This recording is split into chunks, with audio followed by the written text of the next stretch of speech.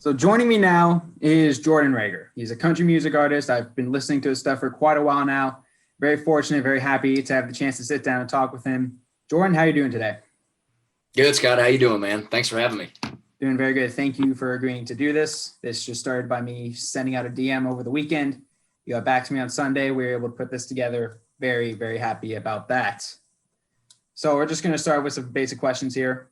When did you start performing music? Was it throughout high school, college? When did you start? I guess the first time I ever played music of any kind in front of anybody was at my dad's church. My dad's been a pastor since I was like 9 years old. And he was kind of the first person in my life to go, you should sing in front of people. And honestly, that scared the hell out of me. I didn't really have any interest in doing that at the time. Not that I didn't have any interest. I just had never done it before. So I was like, what is that going to look like? And I ended up singing Christmas Shoes with him at our, church Christmas get together. I don't know if you remember that one, but that's the one where the kid is like, trying to buy a pair of shoes for his mom. And so dad sings the whole song and I come in and do the last chorus. And so anyway, I guess that was like the first time I ever like sang in front of anybody. I was probably 11 or 12. And that's where I got the bug for being on stage and singing for a crowd. Fast forward to being about 14 or 15 years old, and I find out about this July 4th, small town festival that's going on a couple of hours away from my hometown. And I asked my mom if I could, if she would drive me up there to, sing a couple of songs. And my mom's awesome. So she did. And I did 4 cover songs that day from a karaoke CD. And that was really the first time I was like, this is what I want to do forever. I want to be on stage playing music for people, entertaining them, having fun, me just doing what I love. That was really the first time I got to do it. And it's just kind of snowballed ever since, man. That turned into me wanting to learn how to play guitar and write songs and play my own music. And, like I said, it snowballed and here we are now. That's great. And it's kind of cool how something you originally didn't have much interest in and your dad just kind of saying, hey, come on, do this, can turn into what it has turned into now. And I think it's very fair to say that were your parents your biggest supporters throughout this whole process and starting and now continuing your musical career? Yeah, absolutely. I wouldn't be where I am right now without my folks, because, it would have been very easy for my parents to, look at me and say, get a real job or go to college or something like that. Like, most parents probably would. And my parents never did. They were never anything but supportive when it came to me wanting to play music. It wasn't even a conversation where I had to like talk them into it. I went to them and I said, after that first show that I played July 4th, 2018 or 2018, July 4th, 2008, I came off stage and I went straight to my mom and I said, that's what I want to do forever. Like, I don't know how I get there. I don't know what that looks like, but that's what I want to do. And she never once balked at it. She was 100% in. I'll drive you to any show that I need to, and I'll do anything that I can to help you get to that next level or whatever, wherever you want to go. And my dad was kind of the same thing. In fact, my dad was the guy that ran sound for me at a lot of those really early shows, So the preacher man in the small town was, working the soundboard for me on Saturday night. And then on Sunday morning, we would go to church and I would lead worship at the church. And I can't say enough about their support. I literally wouldn't be here now. And very, very thankful that, they were willing to let me kind of, figure out how to get where I am now. It's pretty cool. Yeah, that sounds absolutely incredible. What were some challenges you faced early on, even now, throughout starting and continuing your musical career? And were there points where you doubted yourself? No, I never really doubted myself. Partly because I didn't know what I was doing. So, there was nothing to doubt. As when I was younger, especially, I didn't really know how to get where I wanted to go. So I was literally making it up show by show, song by song, um, relationship by relationship. Any interaction that I had was just me going, my name's Jordan. I like playing music. I hope you like what I play you. Um, so I never really had a chance to like doubt myself because I didn't know what I was doing. And I guess, I don't know. I mean, sorry, dude. What was I lost my train of thought completely for a second. What were some challenges you faced throughout your Well, musical career? okay. So I was pretty young when I started. Like I said, I was 14 or 15. You don't get to play many places when you're 14 or 15. You're gonna run into a lot of things where, you know, if you want to play country music, especially, the best place to do that is in bars and in clubs. And I wasn't old enough to get into those places. So I had to get creative when I was first starting. And that was playing pizza places and Mexican restaurants and coffee houses. And if there was a county fair or a festival around my hometown, then I would go do that. But those were the places that I got to play. I didn't get to do a lot of the bars because I wasn't old enough to get into most of them. So I guess that was really one of the biggest early challenges that I ran into, was just finding places to play, especially since, I came from a small town in Georgia that didn't have a lot going on. How did it feel when you first signed with a record label, when you first signed with Broken Bow Records? Oh, I thought I had made it. I thought that was the be all end all, like, oh, I got the record deal, I'm good now. And I remember actually somebody from the label said to me that day, the day I put pen to paper and I was officially with Broken Bow Records, somebody shook my hand and goes, congrats, man. The hard part starts now. And I didn't really get what that meant at the time. I do now. What he meant by that was getting the record deal is the easy part. Keeping it and making it matter, that's the hard part. And it's weird, man. It's you sign a record deal and you think you've got all these, you've just got the world ahead of you, and you kind of do, if especially if you sign a good one. I had some great opportunities at Broken Bow.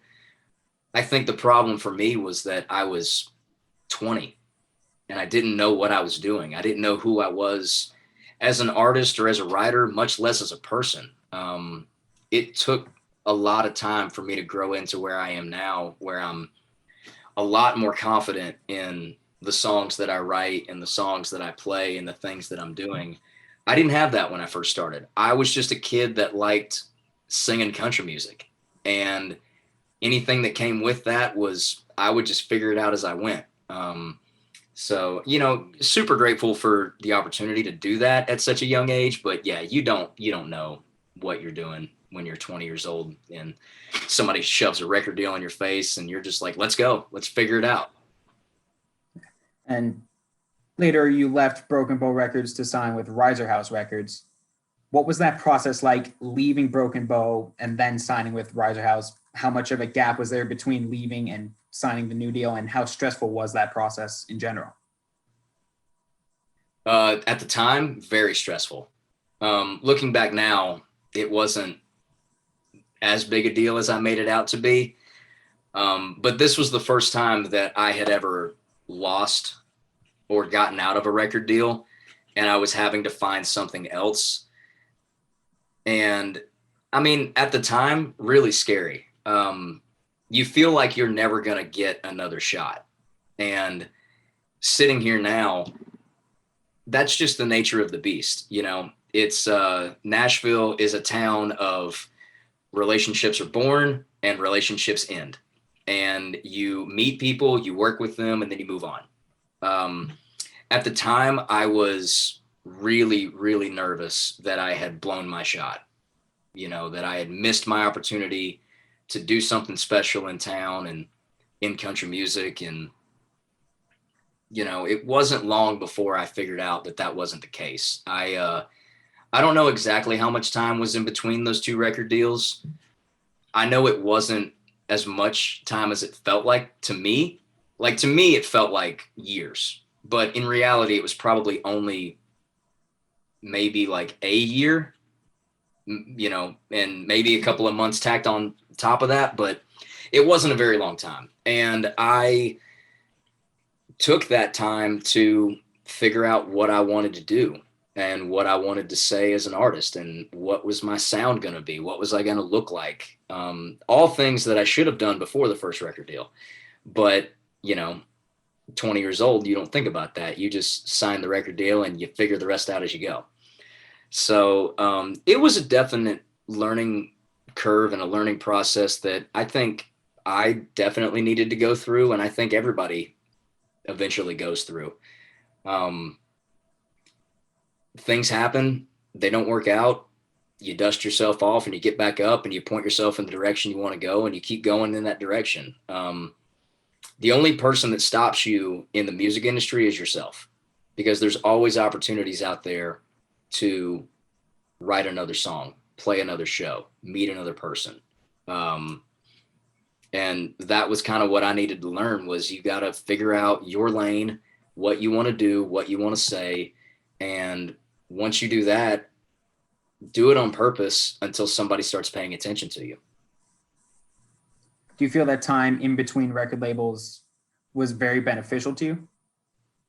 Yeah, absolutely. Like I said, man, I needed it. I didn't really get the chance to, figure out who I was or what I wanted to do before the first deal. So I spent a lot of time kind of doing that, writing with some new people, kind of getting out of my comfort zone a little bit, and leaning into some musical influences that like I had kind of ignored up to this point. I thought when I moved to Nashville, the only thing that I could ever do was sing country music and, only be influenced by country music and only listen to country music and only play country music. Country music has my heart. It was my first love. It's the thing that makes me get up out of bed every morning. But there's a lot of different musical influences in me that got me to where I am and gets me to write the songs that I'm writing today. And I learned how to kind of pick and choose and pull from those in that time frame.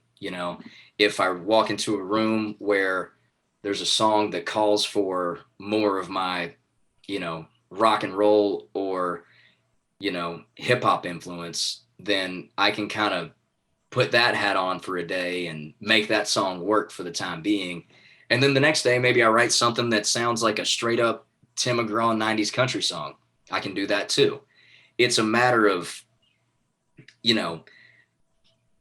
using those influences to your advantage instead of only leaning into one lane. That's kind of what I learned most in my time in between record deals. Looking back at that whole situation, would you have done anything differently? That's tough. Because I love where I am is the thing. So like, I don't know that I would be here now if it wasn't for what I went through.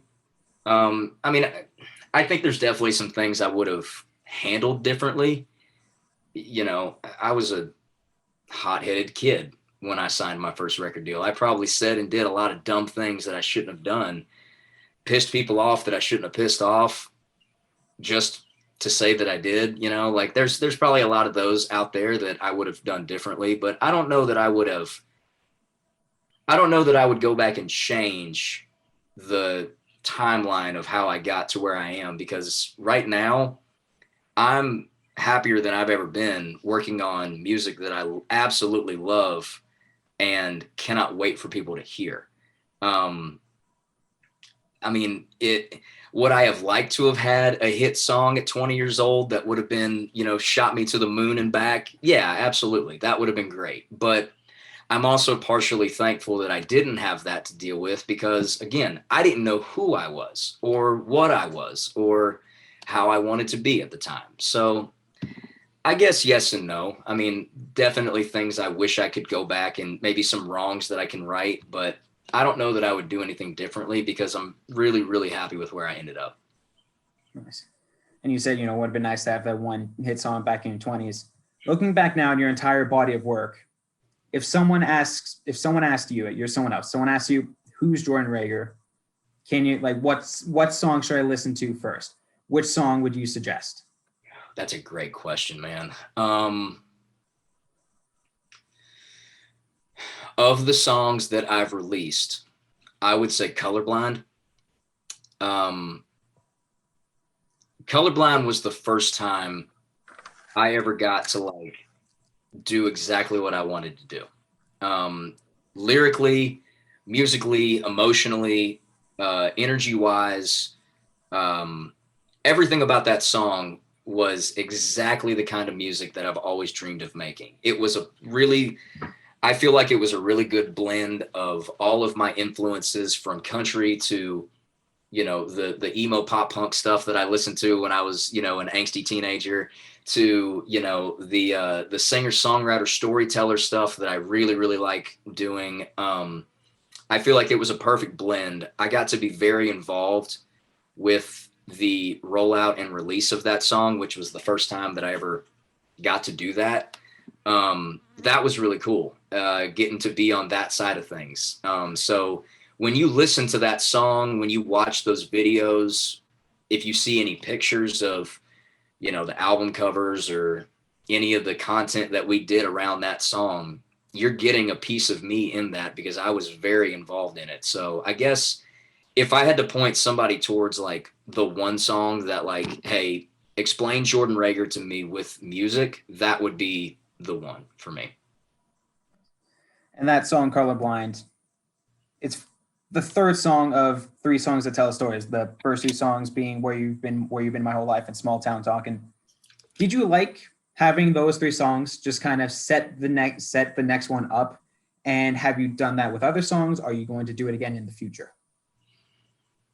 Man, my favorite artists and albums were the ones that really told a story throughout the whole thing. It was like you're reading a book, I love connected storyline like that through songs and through artists and through albums and music videos and stuff like that. So when we had Colorblind, Small Town Talking, and Where You've Been All My Life, I don't remember who had the idea for a continuous storyline through those three music videos, but I remember I loved it from the start.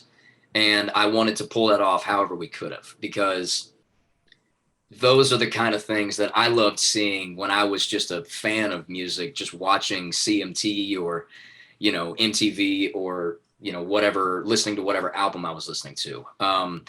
That's a thing. That's a theme and a trend that I would love to keep up through my music. And I've tried to even after those releases.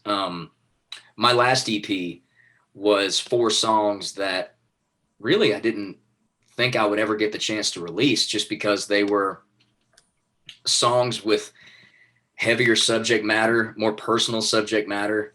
The production was a little different, and I got to show off those musical influences that I was talking about. For me, it's not as simple as picking this good song and that good song and that good song and that good song and throwing them together and hoping that they work. It's a very methodical, thought out process of this song belongs here, this song belongs here, these songs belong together. I think that's where music is best, when it's art is what it is. And you have to approach it like it's art. If you just throw it together, it's going to sound thrown together. At least to me, it's always sound thrown together when I just put 2 songs together. So, yeah, it was definitely it was a fun experience, man, just to kind of watch all of those songs come to life together and then to do like the music videos. And we shot those in 2 days. So we were like submersed in that story. We felt like, me and the other extras and actors in those music videos, like we felt like we were like living these stories that these songs were telling. So it was a really cool experience, man. Definitely something that I would love to keep up throughout my career. It's great. And I've talked to another artist, Becoming Young, and he said he likes doing that as well. He likes being able to shape his songs and kind of make it almost like a visual movie, a novel. You're seeing and hearing the story as it goes along. So I find that really interesting how you like it as well. And I feel like it's a common thing that artists do like it. And that's what gives music a lot of taste, a lot of meaning. And it's what makes the songs work together. And it's what makes people want to keep listening. And that's from my personal experience as a listener. And you brought up your most recent EP, Habits and Hearts. That came out in last October. Can you describe the headspace you're in when you were putting that record together, whether it's through the writing process, actually recording the songs and then putting it together and getting it ready for release? Man, one of the things that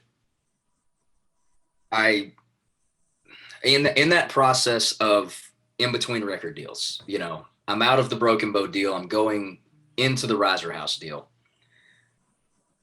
One of the biggest things that I told myself I wanted to do from here on out was just be 100% honest and transparent with the music that I was writing and the songs that I was releasing. I don't know that I've been more honest than the Habits and Hearts EP. I wrote all 4 of those songs between January and December of 2018. Without going into too much detail, 2018 wasn't a great year for me personally. I was going through some stuff, and when I go through something, it comes out on the page. It comes out in a song. That's like my journal. That's my way to express it.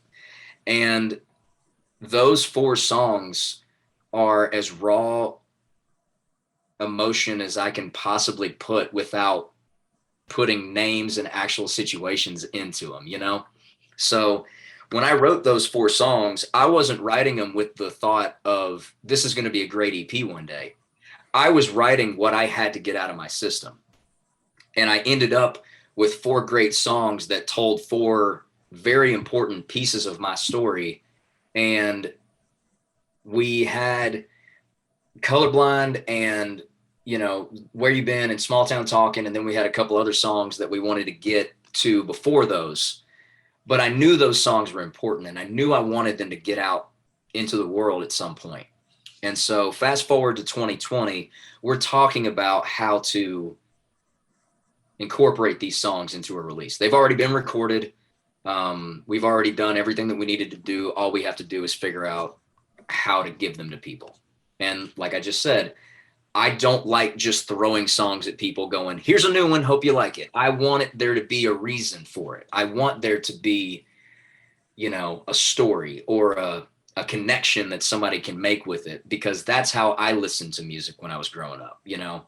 I loved music with a purpose. That's the whole reason we do what we do.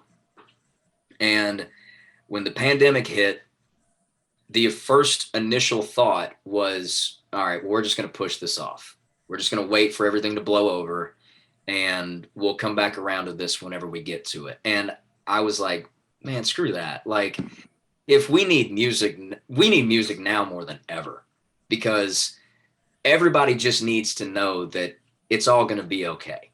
The world gets dark and things get really hairy, and you can't see the light at the end of the tunnel. Music helps you see that light at the end of the tunnel. And, those 4 songs on those EPs are very emotional. 2 of them are super sad. I've got I always say on all of my social media, make country music sad again. That EP was kind of where that started.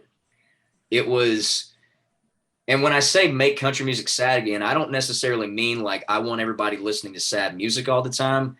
It's more or less like me saying like, let's put emotion back in country music.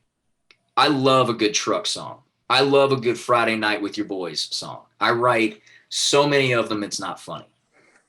But the songs that made me fall in love with country music were, you know, What I'd Say by Earl Thomas Conley, or There Goes My Life by Kenny Chesney, or Don't Take the Girl by Tim McGraw. You know, these songs that had just unapologetic emotion and story all the way through them. And I had these 4 songs that had that. And I was like, let's put these 4 on a project and put it out for people. It doesn't have to be this big fanfare. It doesn't have to be this, you know, billboards on Broadway and music videos and all this kind of stuff. Like, let's just give people music and see how they feel. And honestly, man, like the reaction to that EP is more than I could have ever imagined. Like, I never in a million years did I think people would be grabbing on to make country music sad again. And songs like Habits and Hearts and Somebody's Summer. Like, those were just 4 songs that I really cared about, that told, like I said, they told important parts of my story. And when I write something that makes me feel emotional, the way I figure it is like, there's probably somebody else out there that's going through something kind of similar. Maybe they need to hear this too. And so that was kind of the thought process behind putting that EP out, was just screw it. Let's do it, you know? Love that attitude about it. Just, we need this more than ever. Here, let's just put it out now. Something you've had in the works for a while. Let's share with the world. How much has changed since releasing that album? What has changed personally? What has changed professionally? Well, professionally, so I'm not at Riser House anymore. No hard feelings towards that label. They just, you know, it was just time for me to move on and do something different. You know, for me, it kind of was, I may look back in 10 or 15 years and say that that EP was probably one of the most important things I ever put out. In fact, I could really say that about my entire time at Riser House Records, because where Broken Bow was me trying anything that came my way without any sort of idea of what I wanted to do, Broken Bow was the exact opposite. Broken Bow was me very intentionally going, I know exactly what I want to do. You mean Riser House? Or I'm sorry, yeah, Riser House. Me at Riser House was, thank you, sorry. Me at Riser House was me going, I know exactly what I want to do, and I hope you guys trust me to do it. And to their credit, they always did. They never once looked at me and said, I don't know about that. I don't know about that song. I don't know about that video. I don't know about that idea or whatever. I was able to find my lane more so than ever before when I was at Riser House. It was a great experience from top to bottom. I got to write some great songs. I met some great people. I got to release some really cool stuff. And I think the biggest thing I learned is that honesty is the best policy when you're writing country songs for a living. You are touching, you're pulling the heartstrings of the people that listen to your music every time they turn it on. And if there's somebody else out there going through something similar to what I went through, or something completely different, maybe they hear a song of mine and it makes them think that, you know, hey, look, everything is going to be all right. There is a light at the end of this tunnel, and everything is going to be okay. And I get messages and comments from people all the time telling me how much those songs mean to them because they've gone through a bad breakup, or they're homesick and they, you know, need something to make them feel a little more comfortable, or, you know, they were feeling nostalgic and so they just turned it on and cranked it up. It's like there's so many different things that I've heard from people that just make me feel like, man, maybe I am doing this right after all, even on the days when I question if I am. Because at the end of the day, the most important thing with music is making that emotional connection to people.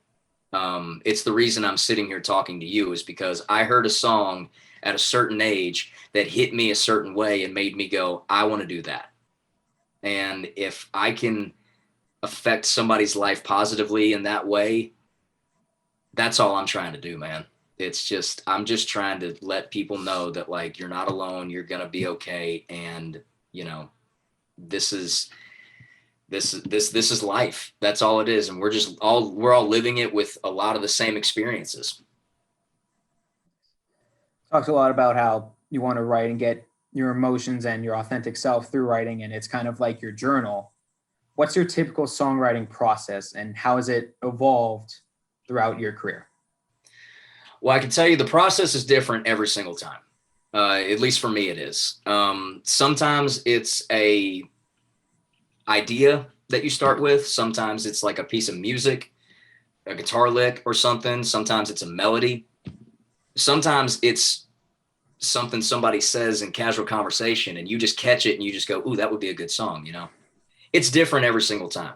I've also walked into rooms with nothing at all to say, and you just land on something randomly. The process is different every time, but I think the way that you learn to write songs is you just do it. It's a trial and error type of thing. You just get in there and you do your best to write it the best that you can that day in that room. And then you send it off into the world and hope that it flies instead of falls. And I think that's one of my favorite things about songwriting is that, you know, we control the story that we're telling. It's up to everybody else to hear it and connect to it. And I'm hopeful that they can when they hear it. But man, it's a really fun job. It really is. It's something that I never really get tired of doing, even when it frustrates me and makes me want to throw something through a wall. It's still my favorite thing to do, and I really wouldn't want to be doing anything else. Nice. Earlier, you talked about being able to meet some pretty cool people. What was it like having Jason Aldean on one of your songs, Southern Boy? And what was that process like? Did he reach out to you? Did you reach out to him? How did this whole thing come together? Well, first things first, it's still to this day one of the highlights of my career, of things that I've done so far. Me and Jason had known each other for like a couple of years by the time that Southern Boy came around. You know, I worked with his dad for a lot of years before I even moved to Nashville.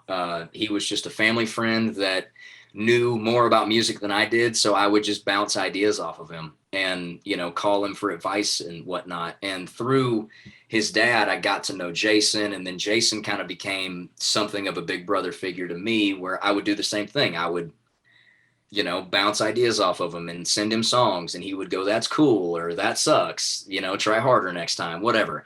And fast forward to when I signed the record deal with Broken Bow, we had always kind of joked around about like, man, it would be fun if like we got to do a song together one day, you know, like two Georgia boys, we've been buds for a while. Like that would be a lot of fun if we found like the right song to do it. I never took that as anything more than us just goofing off. Just two friends talking shit. That's all it was.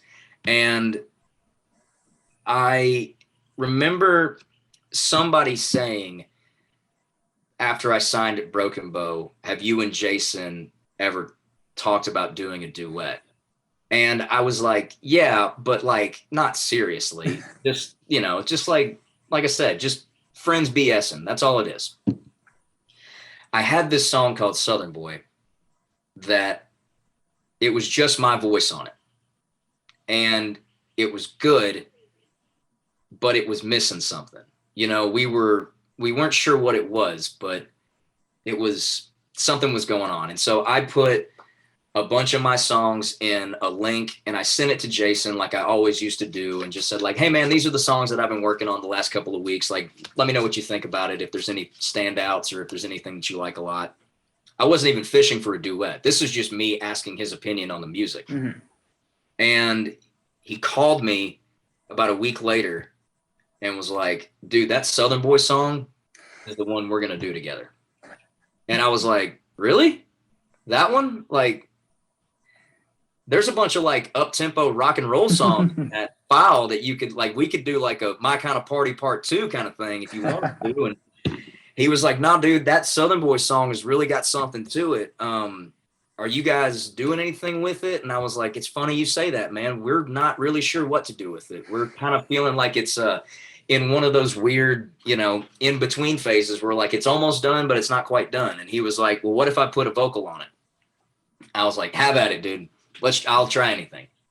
And so, the day comes where he gets in the studio and he starts singing it. And I think everybody in the studio that day kind of saw the same thing that Jason saw when he heard the song. Was we were like, "Oh, this is going to be really cool." The song's got a great backstory, and I got to tell Jason about it, and I think that made him care about it even more. The song was written about a kid named Cameron Scroggins who lost a very courageous battle with cancer at the way too young age of 16, but he never had a bad attitude about it. He was always very positive, always very smiley and happy. And all the way up till he passed, man, he was just a good old Southern boy that loved hanging out with his friends and riding around his hometown. And I told Jason that story before he went in and cut vocals. And I truly believe to this day that it made a difference in the vocal that he cut, because that extra sauce that he put on it was exactly what we were missing on that song, man. And getting to put that out and travel across the country and play it for people was, man, it was so cool. And definitely one of the bigger highlights of my career so far. Is that song your favorite song, or do you have another one that's your favorite? I feel like, or is it tough to label favorite because of so many different circumstances that come into each individual song? yeah, my songs mean something to me for all kinds of different reasons. Like, all of my songs mean so much to me. It depends on what I was going through when I was writing it, or when I was recording it, or the story behind it, or, I don't know. It's a great question. It's a tough question because, I love all of my songs. I don't know that I could necessarily pick like a favorite. The one that always comes up first, like I said, is Colorblind, just because that was like the first time that I ever got to do like truly my thing. But, oh man, I'll say Colorblind. And then the other one that comes up, I mean, Habits and Hearts, like I said, got the Making Country Music Sad Again movement going. So like, that one's going to have a special place in my heart.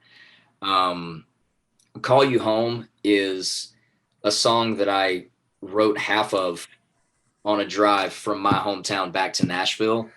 So that one's very personal for me. So that one's definitely in the top of, like, it's near the top of that list of favorites. But I don't know, man. I don't know that I could pick a definite favorite. I don't have kids, but I feel like my songs are kind of like how parents feel about their kids. It's like you couldn't possibly pick a favorite if you tried, because they all mean something to you for different reasons and in different ways.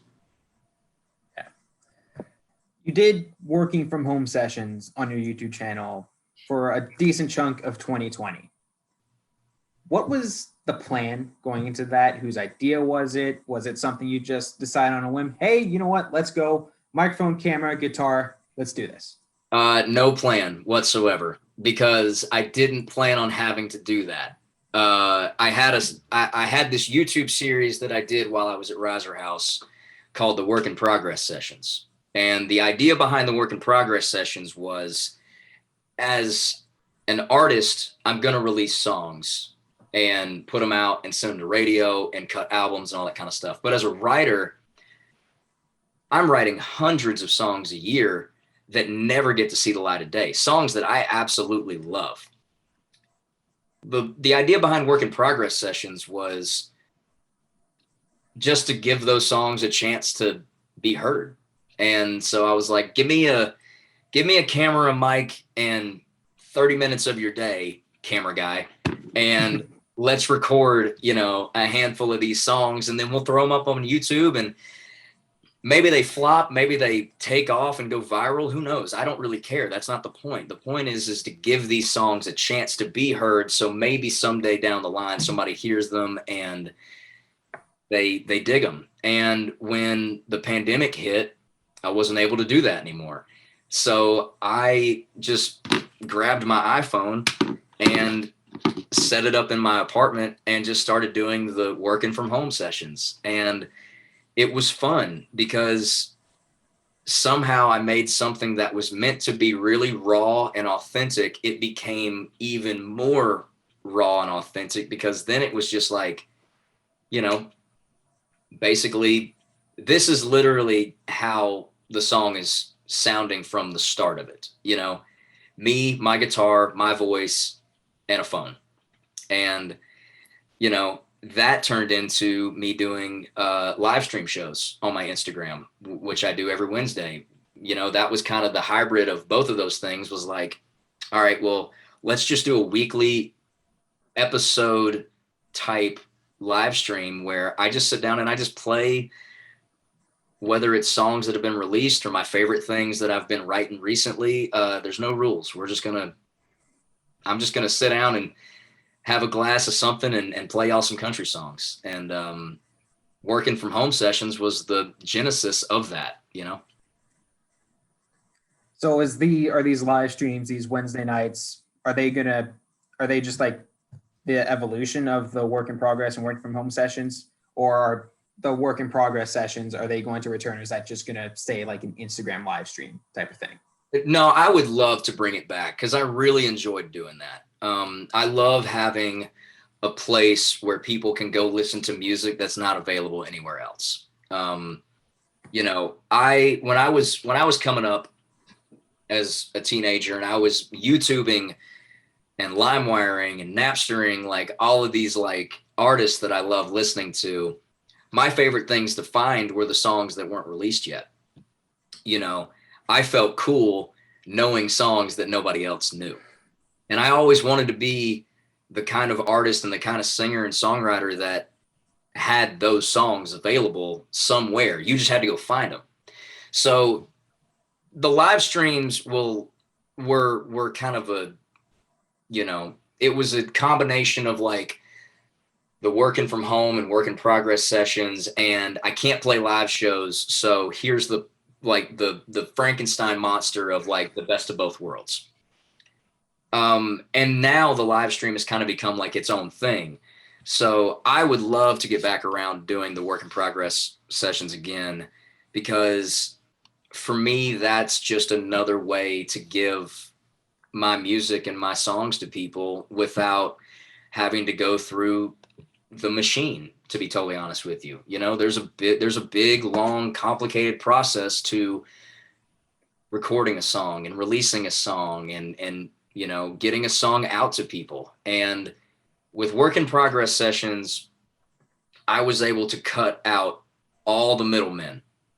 And it just came down to, here's me, here's my song, it's on the internet, go listen to it if you like it, if you want to. And I definitely want to get back to that because it's an important part of, hell, I got started. I moved to Nashville because somebody heard a YouTube video of me singing. So it's kind of like a piece of what I do at this point, Yeah, it's kind of like reminding you of your roots and how you got to where you are doing that. And some Absolutely. of the songs from the work in progress sessions are now on albums, and they've now gone through all the middle people and they're all produced, like Call You Home, Where You've Been All My Life, Colorblind, Habits and Hearts, The Wrong Ones. How does it feel being able to look at those songs on albums, fully produced, and then looking back at just you and your guitar and a microphone? How does it feel to look back at the progress they've made? What kind of feeling does that give you? Anxiety, to be honest with you. Because when I hear like the done, mixed, mastered, produced, and released version of these songs, I feel proud. When I hear the raw, bare bones, I wrote it yesterday and I'm trying to remember all the words versions of it that I put on YouTube. It makes me cringe a little bit because I probably could have done a little more homework before I like gave those songs to people. But man, the goal of Work in Progress is to be a starting point for those songs. And the fact that there's been, 5, 10, maybe even 15 songs that have been released by either me or by somebody else, it's a really cool thing to see, because that's the whole point, is to give these songs a chance. Unfortunately in Nashville, like I said, I'm going to write hundreds of songs a year, and they don't always get to be heard. They don't get to see the light of day. They don't get the chance that they may deserve. And that didn't sit right with me. I didn't like that, because, it's, these songs matter to me. And if they matter to me, then maybe they matter to somebody else out there. And I've had people walk up to me at shows requesting songs that I forgot I put on progress sessions. The songs I forgot I put on YouTube altogether. And they would, they'll comment like, play this one. And I'm like, how the hell do you know that song? Like, it's never been anywhere ever. And they go, well, you put it on YouTube a couple years ago on the Work in Progress thing. And I was like, oh, cool. So people do watch those things, So it's such a cool thing to see a song. That's probably one of my favorite things about what I do, is to watch a song be created out of absolutely nothing. You walk into a room with your co-writers with 0% of it finished, most times. And then you start to build it, and then you're done writing it, and then you start to produce it and put the band to it and figure out the vibe and the feel and how the music is going to work out. And then you get the vocal, and then you do all the work to get it released and put out to people. And when it's all said and done, it's really fun to look back. I said anxiety. I'm only half joking. It's really fun is the real answer. It's really a lot of fun to watch a song grow and live and mature.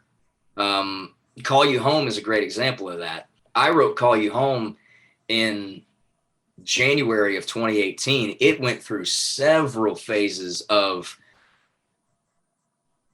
rewrites and melody changes and different things that I did to tweak it and make it even better than I thought it was when I first wrote it, leading all the way up to when we recorded it and when we eventually released it in 2020.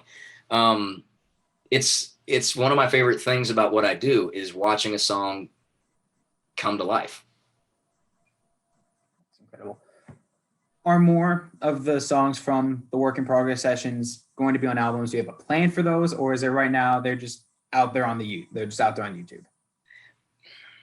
All right. So in a perfect world, I would love to release every single one of those songs eventually. A lot of people ask me if they're familiar with the Work in Progress sessions or with my socials, because I post a lot of my, new songs on my socials too. A lot of people ask me, like, man, when are we going to get like a Work in Progress or a Work in Progress album, or a Work Tapes album, or, a Jordan the Writer album? And the answer is one day. Like, definitely one day it's going to happen. I just have to get to the point where I can go, this is what we're doing. We're going to record, 20, 25, 30 songs, and we're just going to give them to people because they've been asking for it. One of my least favorite things about being in the music industry is that for some reason we ignore what people want a lot of the time.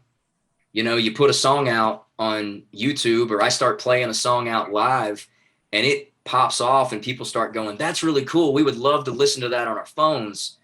And then I go to, label A or publishing team B, and I go, hey man, people really like this song. We should give this to them. And they go, we don't hear it.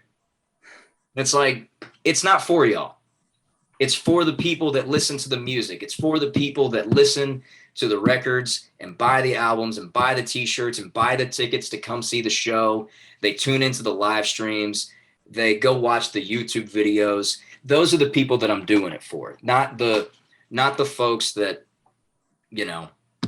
are, labels are important. I'm not trying to say they're not. I'm not trying to say they're evil. I'm not trying to say anything like that. But I don't like that we ignore the people that we're doing this for. The whole reason we write and make music is for the people that are going to listen to it and buy it.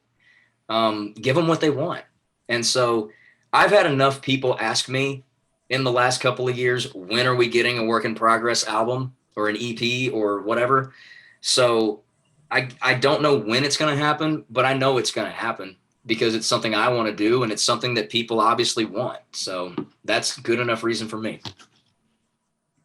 Do you have a favorite work in progress session song from the group that hasn't been officially published and released? Now I'm trying to go through all the ones I remember. Oh man, that's tough too. That's a good question. I can tell you this. I don't remember all of the songs that I put in the work in progress sessions or put on YouTube or whatever. I can tell you that I care about every single one of them more than I can put into words. Kind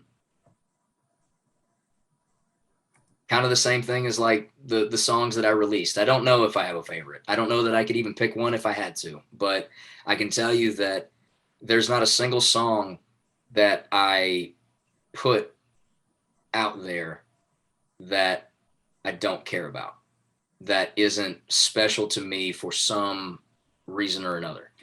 I learned very early on in my career, never put something out there that you don't love 100% because you will have to sing it for the rest of your life.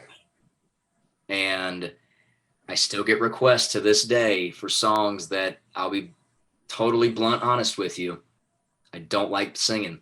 I don't like playing. It's none of the work in progress songs. It's stuff from the first record deal when, again, I was just doing whatever came my way. Nothing against those songs, not saying they're bad, just not my thing,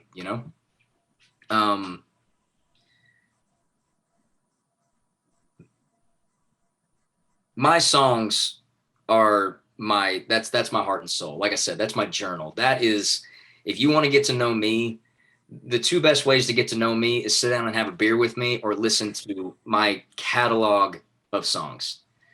I don't hide when I write music. I actually open up more so maybe in my songs than I do anywhere else. The guys that I looked up to that were the biggest influences on me, that's what they did.